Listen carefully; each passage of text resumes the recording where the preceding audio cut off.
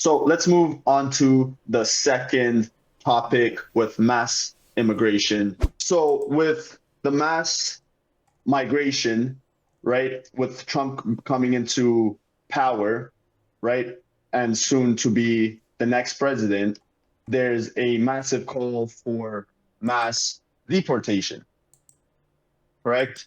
And it goes, and with the mass migration, it goes both illegal and legal. So let's first dive into the illegal, right? Let's So do with it. the illegal, with Trump being in power, what's going to happen is in the long term there'll be like it'll be safety for its citizens because now people are going to be screened. The people that are coming in, there's going to be background checks, things that I've had to go through when I migrated to Canada, and I'm pretty sure you guys as well, and many others. Yeah. With that being said, without this screening in place, we now have things like the New York subway situation where an illegal came into the country not once, but twice. So the first time around, got caught, got deported. This man came back into the country and set a woman on fire alive. So that's an issue because there's a double offender who got in, got deported, there's no consequence, came back in and killed a civilian, an American civilian, right? So there's many problems, many situations like this across America. But this is a problem because when Trump said, right, and there's a bunch of articles on this as well, when Trump said that there's going to be a mass deportation, a lot of people's next stop is Canada. There's no wall on the Canadian American side, right? So it's an easy walk in. And that poses a big danger to us. So somebody like Trudeau, who just welcomes people in, who isn't strict on the border side, if he's still in power, this will cause a major safety to us, people who are in Ontario, so close to the border, right? Mm-hmm. In a place like a mega city like Toronto, where we live. Um, but that's not the only issue. Yes, illegals, guys with with high risk crime that are causing major issues. Yes, that's a problem, but now it goes even deeper than that. Allegedly, nobody knows whether this guy was the guy, but there was a big back and forth that it is. So his name is Molzov Semadov. He's an Azerbaijan terrorist organizer who got convicted. And in the video that we're gonna pull up, it literally like he literally makes threats saying things like, "You'll know who I am. Sooner or later, you'll know who I am." Something along those lines, and that's insane. Okay, because yes, it's one thing for regular civilians coming in who just don't have a brain and they just cause an issue to us. But then there's a whole other safety national risk with guys who are masterminds who can literally just repeat the 2001 problems, Mm-hmm. right? Definitely And understandable. just right. So I just want to get your insights on a couple of those things, guys, if you don't mind. Personally, I think it's a very heinous attack, very gruesome, and you know, definitely sending a message. If you are smart enough, you will know who I am. But you are really not smart enough to know who I am. But soon you're gonna know who I am. Like I said, there's a back and forth. Apparently, this guy being him, and then there's people pushing back that's not him. But that's not clarified. Nobody came to a conclusion whether that is set. What's his name? Moves of Semadov. It's not a hunt. Like nobody can confirm or really not confirm. But regardless of that, if somebody's coming into your country illegally, making threats, oh, you're not smart enough to know who I am, but soon enough you'll know who I am. That's a direct national threat, That's a very regardless if you're threatening one civilian or you're threatening a country. So one, what do you guys think about the border issue with people just repeated offenders coming in and out, causing issues, and then number two on this guy.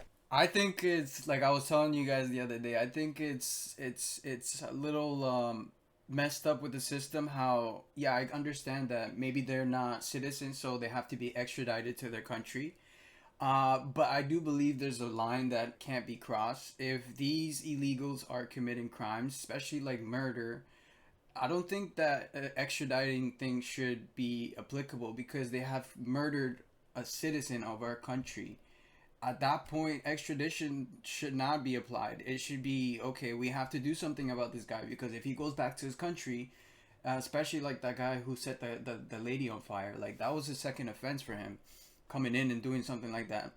At the point where a citizen within your country is killed from an illegal person, extraditing should not be in the question. It should be straight, okay, we have to figure something out. If their country is not going to do something about it, because this has been the second occurrence of this happening, then we got to take it into our own hands. So I definitely Right. think it's not right. So that's both a safety issue and a financial issue for the country. It's a burden. If you try to take a look at over here in Canada, right, we are handing out money to new immigrants and giving them housing and whatnot, and that's ultimately coming from the taxpayer. And so, if we're talking about the United States, right, like they've got a 10 times as large as a population as ours, and they have 10 times as many illegal immigrants coming in, and so they're gonna have to make a move there. And with Trump coming in, they're gonna have to make crack down on border patrols and different. Oh, that's for sure. He's doing that for sure. There's no Yeah. that guy's not walking backwards. He's going forward. You can see what he's doing. Trying to start a trade war and put tariffs on Canada. All he's asking for is heightened border security, right? Right. Most people are coming through. I believe it's Roxham Road, and that's like right near where I think it's the tip of Lake Ontario, where they're just coming through and coming down, funneling through the states. And so, he's asking just for some heightened border security, and I think that once that administration comes in, that's what they're gonna do. Yeah, and to touch on Julian's point, it's one thing when you have a small percentage of people coming in, but we got a much bigger percentage. We got around 20%, which is probably one of the highest percentages of any other country letting people in. We let about 8 million immigrants in. Well, if you compare it to the States, I think they only let in about 12.8 million in 2024, which is only 4%. And you could already see the problems that they're having over there and the people being fed up. So, I'm all about helping people, but at the end of the day, clearly it's affecting our economy. Clearly people aren't happy, and the rates are continuing to rise. We're letting more people in, hundreds of thousands. So it's got to stop. And I don't see how we're gonna do it anytime soon. Right.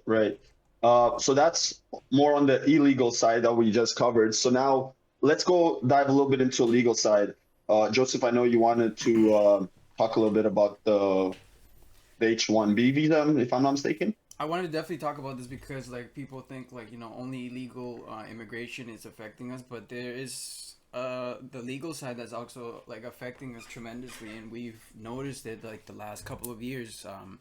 So in 2013, specifically July 16, 2013, we introduced a program called the H1-B visa, which the point was to attract qualified workers from the U.S. to come and partake in jobs that they're qualified for because they had have higher education and all that. Now what happened is the amount who have come is not balanced, and there's been a lot who come to take regular jobs which don't require any higher qualifications, which any person with just a regular high school diploma can do. And it's affected us tremendously, because there is people who are looking to get a simple job, 2, 3, 4 jobs to maintain their lifestyle, and they can't get them because there's other immigrants who've come and taken those jobs and are doing them for less than they should be paid. Right now, like I said, I'm not against the idea of immigrants. I'm an immigrant myself, so that'd be a little bit hypocritical to be saying that we shouldn't, welcome immigrants into the country. But at the same time, it should only be done to people who actually come to better or take on a position that needs to be filled, not something that anybody in their country can do. I definitely think that the way this, if they're going to continue this program, it needs to be screened and it needs to be appropriately filled for those people. One of the criterias for someone to get this type of visa, it needs to be that, one, they are being requested by a company, they've done an overseas interview, and then they, you know, they passed all the interviews, all that stuff, and then they're being requested from a Canadian company to come work. That should be one of the requisites for them to come. They should have a higher education, a degree of some sort, for them to come and do that type of job. But like, you know, the whole thing of like them coming and taking just regular jobs is, it's ridiculous. Like, my nephew's been trying to get a job as, you know, in a McDonald's, Tim Hortons, all this stuff, and he can't. Like, they're all filled up, and you go to these places, and it's not to be racist, but it's a monopoly, because you see a whole race of the same people work in a job, and there's not a single other race that's there. So it's definitely like a thing where they Right. monopolize these areas. So according to the report, the H-1 visa work program, it seems as promoting age discrimination, and employers prefer younger H-1B workers who are cheaper to hire. So this is the main part that I'm talking about.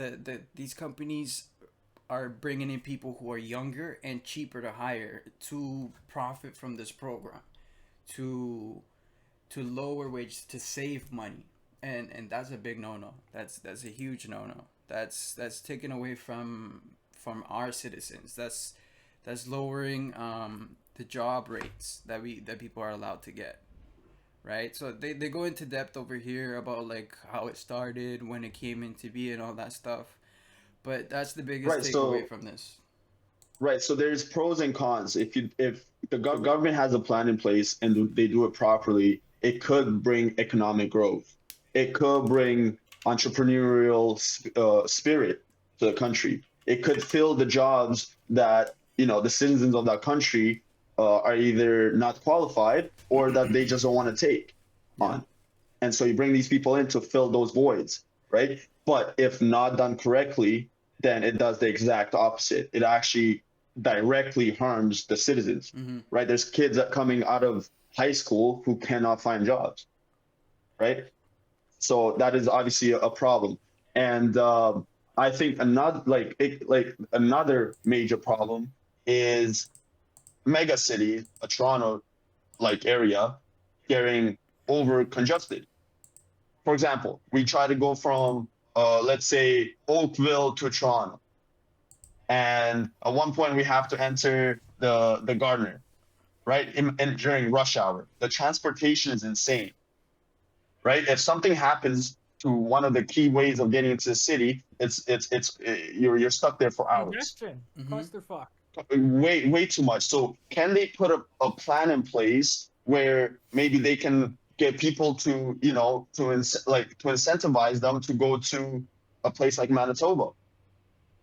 Can they come into a place and create such scenarios like that where they're not going to put a burden on the people already in the urban areas and send them more to rural areas?